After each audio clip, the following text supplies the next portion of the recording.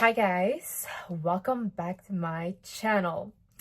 In this video, I will tell you guys how you can get cheated on because I just got cheated on. As a lot of you guys have seen, my ex-husband slash fiance decided to send Snapchat messages to one of my fans. The girl said she was a fan of mine. She screenshot that with her other phone. She took a picture and she sent that to my friend. And that's how I saw it. I found out about this when I was 4 months pregnant. Also, I really want to say a huge thank you to my fans and my followers that have shown me so much love. And I revealed to social media that Landon had cheated on me. I was ready to ruin my own career because I thought like, wow, this is all ruined. Also, I'm pregnant, guys. Pregnancy emotions, pregnancy hormones. Any woman that has been pregnant knows that you literally don't think clearly and you are very angry. When I'm angry now, I have extreme rage. When I found out that day, I thought to myself, okay, what do I do next? And then I went on Instagram and I saw one of my fan pages had posted me and Landon's Q&A, and then they were like, cutest couple on the internet. I looked at that and I thought to myself, I do not for a second want anyone to look up to this relationship or anyone think that this is a good relationship after what I just found out. So I thought, fuck it. I'm gonna ruin my own career. Genuinely thought this between me and my fans. That's it. Like, I did not know people would care at all. I really took the time to reevaluate my own behavior because I really believe that things happen to you to teach you something. I don't believe that God works against you. I don't believe that the universe works against you. I believe that the life is working for you. And if you can see things that happen to you as a way to teach you things, I think that's how you evolve the most. Like, you take a situation that happens to you, whether it's good or bad, and you extract the wisdom from it, and then you apply that to your life. That's how you grow. Like, we learn through relationships, we learn through friendships, we learn through our parents. That's how we learn in life. And if everything was good in life, you would probably not learn anything, or you wouldn't have the wisdom that you need to evolve in life. So this really taught me a lot. It's a trauma. It's a betrayal trauma. There was not one bone in my body that would have thought that Landon was cheating on me. There's not one time I found something, not in his phone, not anything. Like, genuinely, this guy was attached to my hip, and I would constantly be the one saying like, can you just leave? Can you go see your family? I found him a little bit too suffocating. And even in the video, like before this, in the Q&A, I say I want to live alone because we were so much on each other. So to see this for me was like a huge, big shock. Also, betrayal trauma is very serious and it can really affect you. So I do think it needs to be healed with therapy. And I myself went and I signed up to BetterHelp. I've been sponsored by BetterHelp for the past couple of years and had a really great session. See, the sessions with my therapist have given me a lot of hope, and she also explained to me where a lot of my behaviors can come from and how I can move on from this situation in the best way and with the least amount of stress. That therapy can be very expensive and not always easily accessible for a lot of people. That's why I want to thank BetterHelp for sponsoring this video. To get started, you answer questions about your needs and preferences and what you're looking for in a therapist so they can best match you with the right therapist from the network. You get to communicate with your therapist with however you feel most comfortable, whether it's through text, phone, or video call. You can also message your therapist at any time and schedule live sessions whenever it's convenient for you. If the therapist you try at first is not the right fit, BetterHelp lets you switch therapists with no extra charge. You get the same professionalism as an in-person therapist, but at way affordable price and with way more flexibility and convenience. Go to betterhelp.com/wizardliz to get 10% off your first month at BetterHelp, or click the link in the description down below. That girl sent my friend the messages. Me and my sister, we were at my mom's house and Landon was in the US. And we were both like sitting, me and my sister, and we're laughing because my sister was around me and Landon also the whole time. She saw Landon as her brother. My mom saw him as a son. This guy was really integrated into our family, which is really big for me because I have never introduced a man to my family like that. Like even my ex, I moved to Dubai for him. I was with him for 3 years. Even when we broke up, I was still like 1 year friends with him. We were every day together.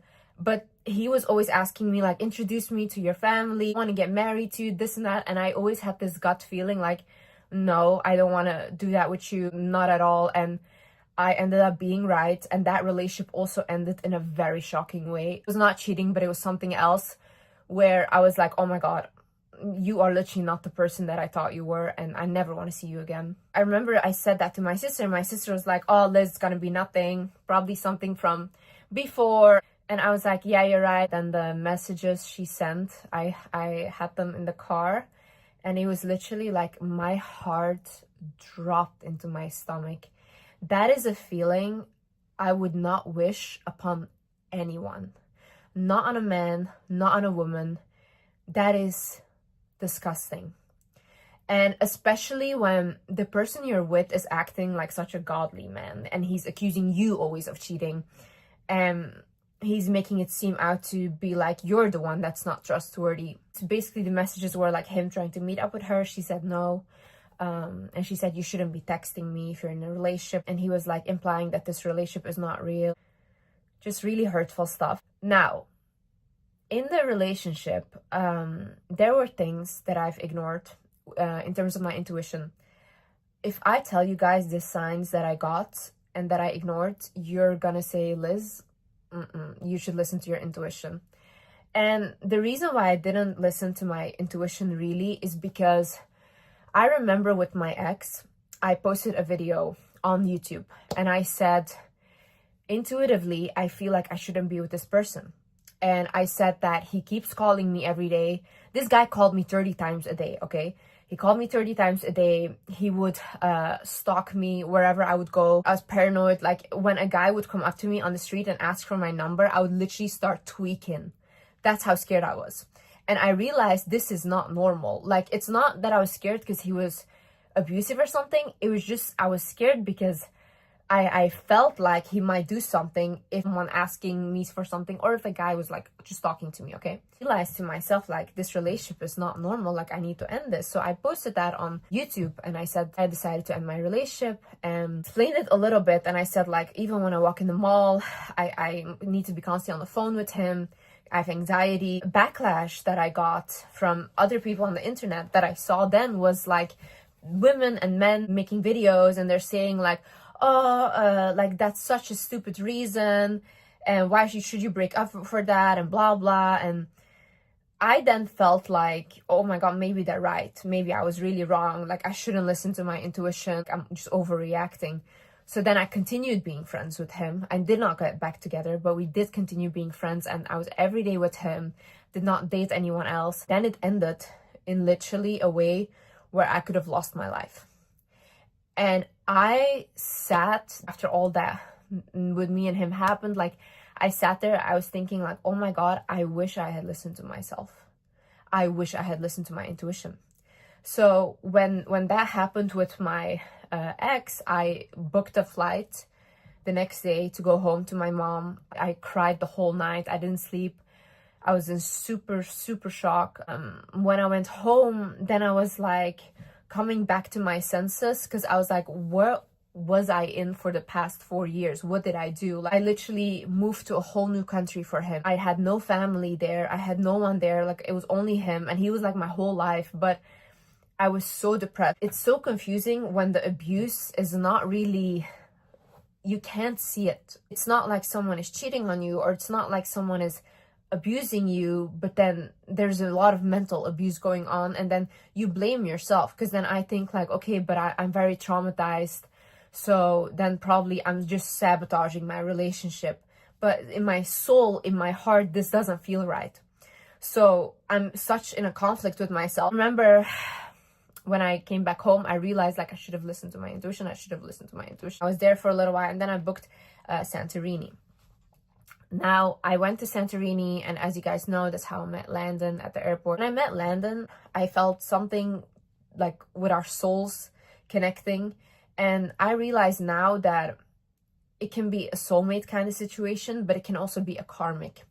And when you are with a karmic, they also look like you. And a karmic relationship is very hard. It is very toxic.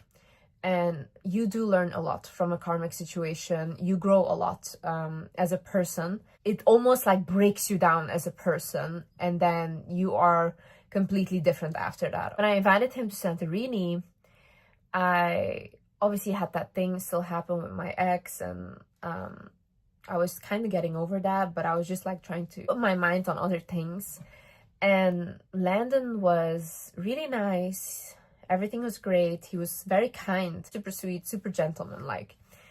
But then there was a moment where we went out, and there was a Asian guy that wanted to talk to me and get to know me, and he thought I was really cute. Going outside for a talk, and Landon did not like that at all. And then basically followed us outside, and he got really like upset with me, and he was like, "Why are you doing this? Don't talk to him." And these two guys almost got in a fight over me. And I then got a little bit of like, ooh, that was a red flag for me, because I thought, you're just like my ex, very controlling, very jealous. And I was like, I don't want to repeat this pattern again. And I think, look, when you are coming out of something that is super traumatic and a very traumatic relationship, you cannot really bounce quickly into something else because you haven't healed from that relationship yet. So often what happens is your cycle will get repeated. It won't get healed through another person. I'm very patient with people, but then when something shocking happens, I'm like, oh wow, this woke me up. Like, imagine you have rose-colored glasses about everyone, and you believe everyone, and you think, oh, people don't have bad intentions, they're good, because you just think, why would someone hurt someone, or do these things? But then it's almost like I always get put into situations where God or the universe is trying to show me, like, no, Liz, you cannot trust everyone, and you should remove those rose-colored glasses, because not everyone has good intentions. When I saw that behavior from Landon, I really thought to myself, this is not for me. And I really thought, like, after that, like, let's just stay friends and let's just focus on being friends, and that's it. But Landon really wanted me. And I went back home with my friend, and I was just going on with my life, and Landon kept messaging me, and I just wouldn't really respond anymore because I didn't want to give him any hope. Or he would message my friend, and she also wouldn't really reply. And then I remember one day he called me, and I did pick up, and I was like, hey, what's up? And then he was like, look, I really want you to be my wife. Like, I just know you're supposed to be my wife. And he's like, I want to do anything for you. Like, I want to take care of you. Like, send me your bank account details or your PayPal. Like, I want to prove to you that I really want to do anything for you. This is my problem, okay? I don't really get attracted to men. I just get attracted when they do something for me that is like they're taking care of me. Now, where does this stem from? It stems from not having a father figure in my life. So in my life, I'm not looking for a partner, or I'm not looking to be in love. I'm looking to have that stable feeling of a parent or a father loving you, because that's the void that I feel. But then the issue is, obviously, in the relationship, I'm not that in love, because who would be in love with their father, or a representation of their father? No one would. But when someone, like a man, does something for me big, like, for example, Landon, he told me, send me your PayPal. So I was like, okay, let me do it. Let's see what he does. And then he sent me $10,000. And then I thought, wow, like, he's literally sending me $10,000 so I would reply to his messages. And then I thought, wow, like, maybe I should give him a chance, because look how, like, what he's doing, like, a big thing to do, you know what I mean? And it's not even that I cared about the money. I don't, because I gave all that money to my fans on Instagram. It's not about the money. It was more like, oh wow, like, he does this big thing. And with my ex, I had the same thing that I repeated again, which is so stupid. I should not have done this. But with my ex, it was like, I met him and I didn't really like him. I was not attracted to him. And I went back home. He wanted me to come back and he wanted like to have a relationship with me, and I kept saying no. And then he bought me a Rolex, which was 2 weeks after we met. And for me, that was such a big gesture because before that, no one had ever bought me anything designer or anything. And now all of a sudden I have like a 15K watch, which is for me like, oh my God, like, oh, that's such a big gesture. So then I did give him a chance, but then still in the relationship, I don't think I was ever really in love. I saw him as my best friend, sure. Even when I was growing up, I was not in love with young people or something. I had a crush on Dr. Phil. I had a crush on Simon Cowell. And I thought that was always so funny because my sister used to have a crush on Justin Bieber, you know, like that's normal. But it's actually not funny. I think that's my first mistake I made. Like, I didn't go in to the relationship with the right intentions. I ignored my intuition from the beginning, where I thought, wait a second, it's not normal how controlling he is over me. And I felt that intuitively I shouldn't be with him. I should have stopped there. Even if he sent me a big amount of money, even if he did all of that, I should not have continued and I should still have been friends. But I didn't, and then our relationship started, me and Landon, and I started taking him seriously, and he was genuinely too good to be true. That's how I would describe him. Like, the past year we were together, he did everything for me. And I'm not just talking money, I'm talking like time. Like, he would take 18-hour flights to come see me. All my bills he paid. Like, all his time he spent with me. Anything I wanted, I did like this, and he bought it for me. Every week I get flowers. Literally a dream guy. Literally a dream guy. And I just would think to myself, this is too good to be true. I would constantly think that. But then at the same time, my problem is I constantly think something feels off.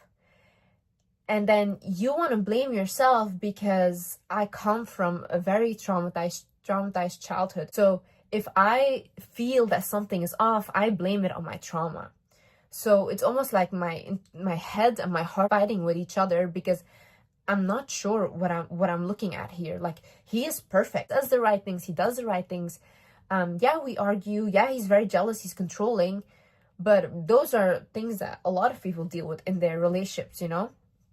There's nothing going on. And also with the cheating, like, oh my God, he never left my side. Never, ever, ever. Like, even if I would push him to go to the US, go see your family, he would go for 2 days and he would come back. His phone was always open. I knew his password. He knew my password.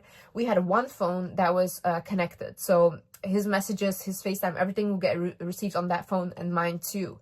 So we were really up in each other's business. He had my location. I had his location the whole year. So it's so weird. And on top of that, he's just literally spending all of his money on me.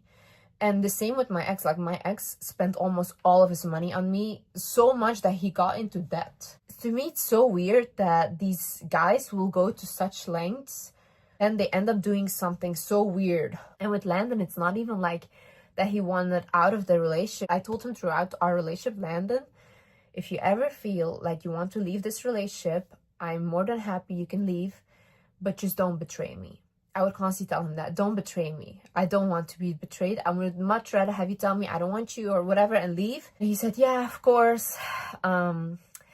But obviously we saw what happened. And even after that happened, like, genuinely still wants to be together. He wants to be with me. He wants to have our family. And he told me, like, Liz, I never wanted to leave you. That's not the thing why I did it.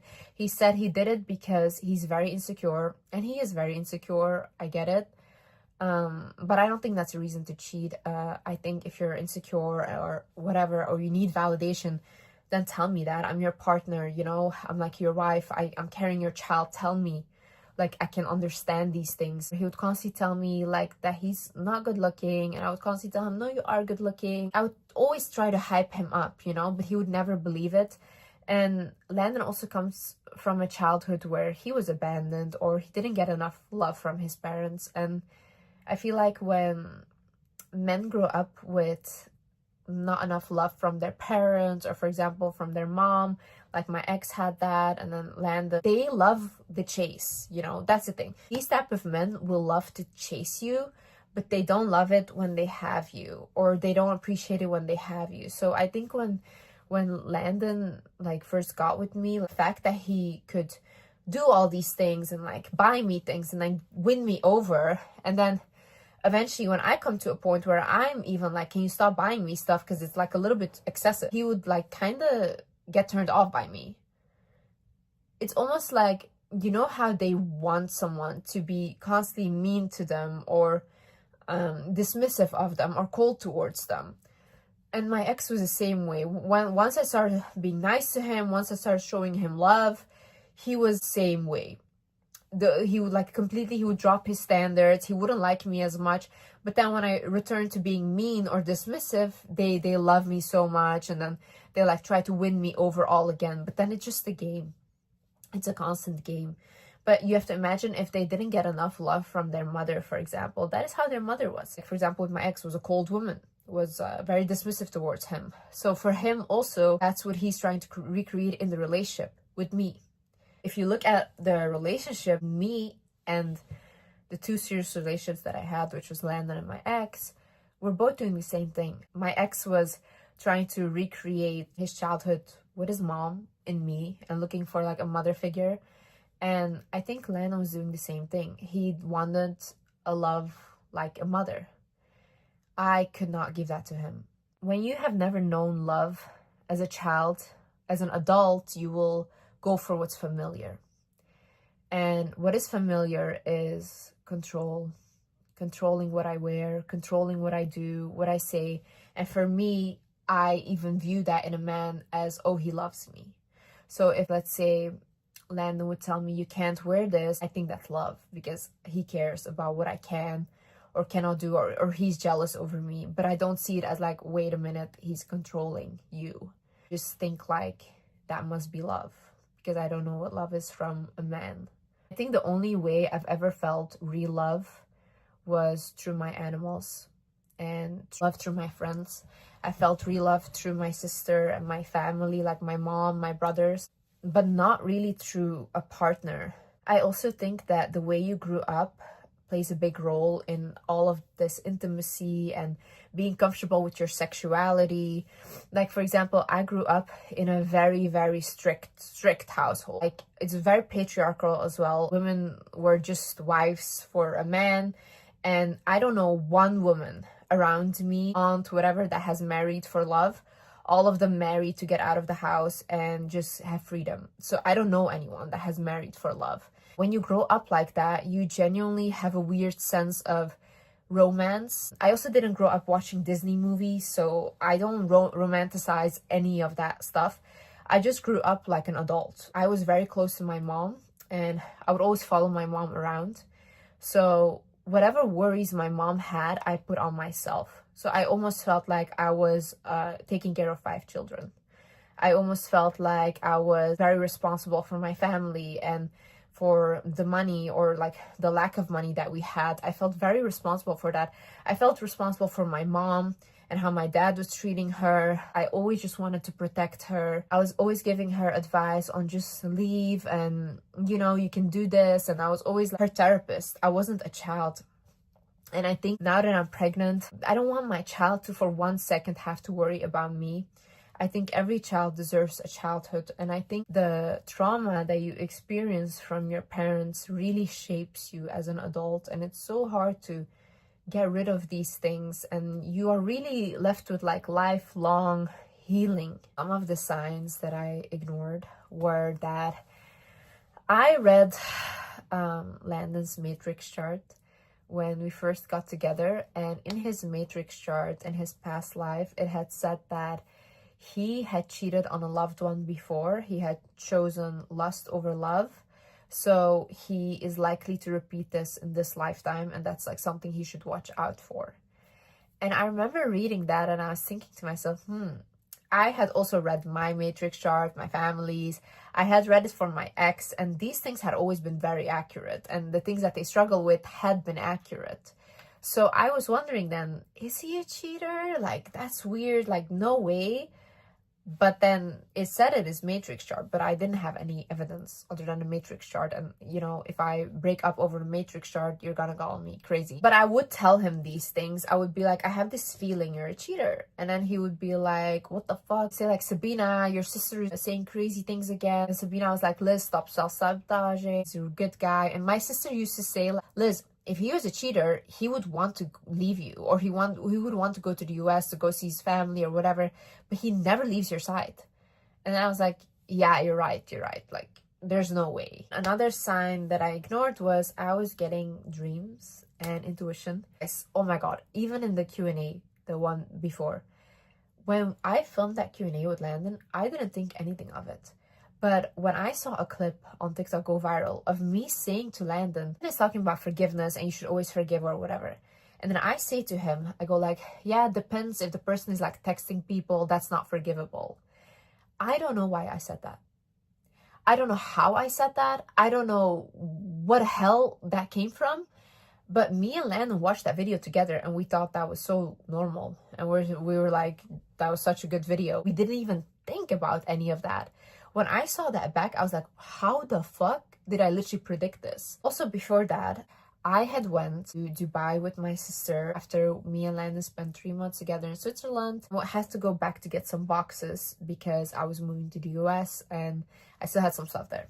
So I went back and I was there with my sister for like 1 week, and Landon was 1 week in Dallas, and then we're gonna meet in London for my birthday. So then I remember when I was in Dubai, I had a dream where I see Landon and I see another girl and I'm also in the dream. And then all of a sudden Landon is with this girl. He's cheating on me in front of me. But the girl is confused that I'm angry. And I'm like, what the fuck are you guys doing? And then she looks at me confused in the dream. And then Landon is like trying to manipulate me into thinking that this is normal.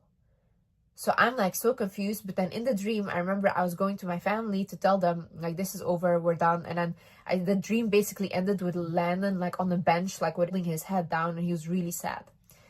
And I woke up from that dream and I felt that this dream was a message. And I get dreams and these dreams happen. So when I, for example, had a friend, this was even when I was with Landon, he saw it happen in real life. Like I had a friend and that friend had like gossiping about me or whatever, okay? I had a dream about that night.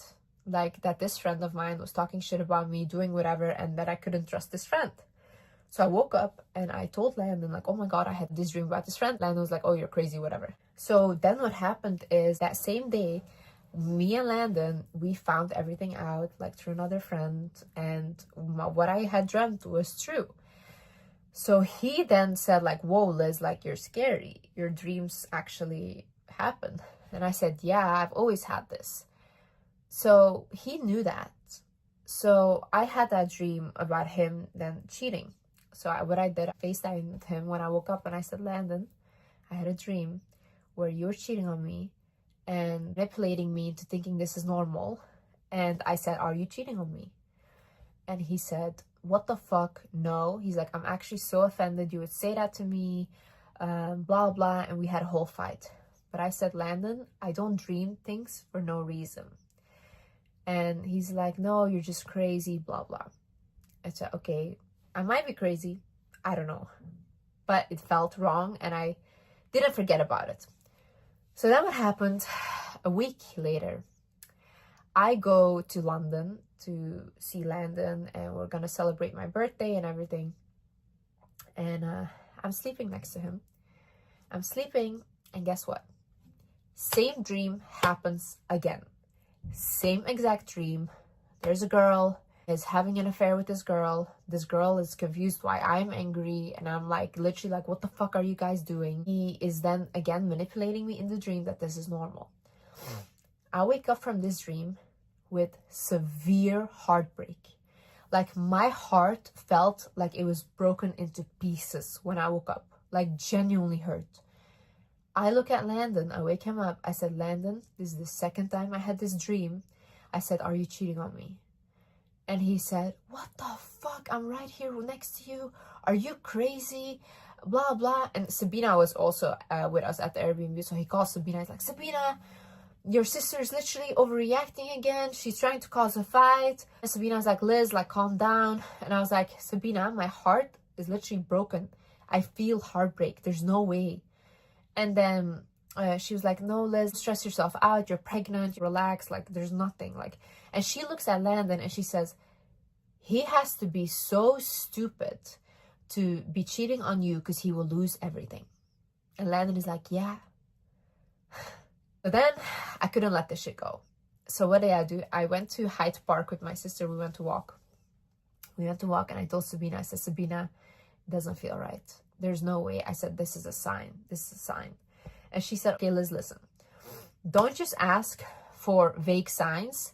Ask God right now, pray to God right now, and ask him to give you a clear sign, to show you the truth, the harsh truth. And I said, okay. So I prayed there. I said, God, please. I said, show me who he really is. Show me the harsh truth. And then, yeah, 3 days later, I received those messages from that girl. And I saw it. And then, yeah.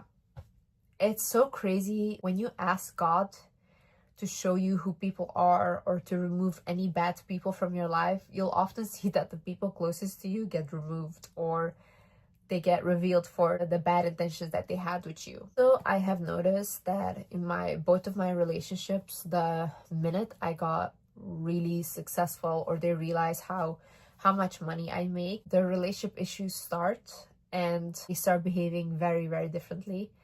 I think it's very hard for successful women to date because a lot of men will view these women as competition. Even successful men, they will just see you as a competition and they would much rather prefer a woman that isn't as successful because it doesn't hurt their ego. For example, with my ex, when we first started out the relationship, I didn't have any money. I was already doing TikTok, I was already doing everything, but I wasn't really making money. But then 6 months into the relationship, I was doing YouTube and I went immediately viral. And then he was making like 10K a month. Okay, he was in finance, he was making 10K a month. And I went from making nothing to all of a sudden like making 20K, now making 40K, now making 70K, and then more and more and more. And then he's seeing that. He's seeing how much I'm growing and how fast. And for him, said it to me, he was like, you know, I feel like I can't do anything for you anymore. I feel like you make too much money. And he said like, I'm not comfortable in the position where you're making more money than me, because he's like, I don't think I can impress you anymore. So then also like our relationship dynamics started to become very weird, or they start being like, oh, I have financial issues and this and that. Can you help me with this? Can you help me with that? And with my ex, like I gave him money even when we broke up because he was telling me he had financial issues. And obviously I'm not gonna be stingy or not help him. He had bought me a lot of stuff. He had helped me as well. So I was not gonna be stingy. So I did help him. It's almost like they feel most comfortable when they can provide and you kind of need them. But once a man sees that you don't really need him for financial, then what else can they really offer you if they're not that emotionally advanced or never had to really focus on their emotional side? Because, you know, the patriarchy tells men just to go to work and that's it, and you can find a family and whatever. But these days we have women that are so successful, and then now men are kind of like, okay, what can I offer this woman, because I had never had to develop myself any further than just go to work and make money. So now if money doesn't impress a woman anymore, what else can you offer? I think a lot of men become jealous of women like that and they want to be that woman. So I don't think you can be in a relationship with someone that wants to be you. I think I should be working on really what I want, on my sexuality, on becoming comfortable with my sexuality, on becoming comfortable with intimacy, because that's a big trauma. Like growing up, even if you were around a man, you could literally get like unalived. That was a whole culture that I grew up in. Like honor killings for girls are so normalized. You are not allowed to date. You are not allowed to do anything that's feminine. Then you are ruining the family's reputation. So when you grow up like that, how can you even like men? Like genuinely, how? Because you are scaring these girls from a young age of men, okay? And I'm gonna admit, most men are scary, but not all men are scary, and there's still good men. So how are you raising children to be afraid of another gender and then you expect them to marry them and just be normal with them? That's not going to be a healthy relationship because they never even got to experience being with them. So another thing that I ignored, but my body was showing, and a lot of my fans have told me, was that a lot of acne in both of my relationship, constant rashes, constant acne that I would get. Landon, I got again allergies, rashes. My skin was so messed up, inflamed. I started looking gray in the face, but I think it genuinely because I pour so much energy into people around me, and I really pour so much into them, like really in a codependent way. They say to me I'm not happy, I think to myself, okay, how can I make you happy? How can you be happy? Like that is like my whole world. I think men get a lot of energy from women. And even Landon, he would like track his sleep when he was sleeping. He noticed that the days that he wouldn't sleep next to me, he would sleep 90% with more stress than he would sleep next to me. When you find out someone is a cheater and they cheated on you, I don't feel like that's really a bad thing. I feel like it's really protection from God. I feel like you literally got protected, okay? You saw this person for who they were, and better that you saw it very, very fast. I wasn't really sad. I was honestly so happy. And it's the first time that I really stopped isolating myself, because this is what I do, okay? I get into a relationship, I isolate with my partner, we don't leave our house, and we just stay like that.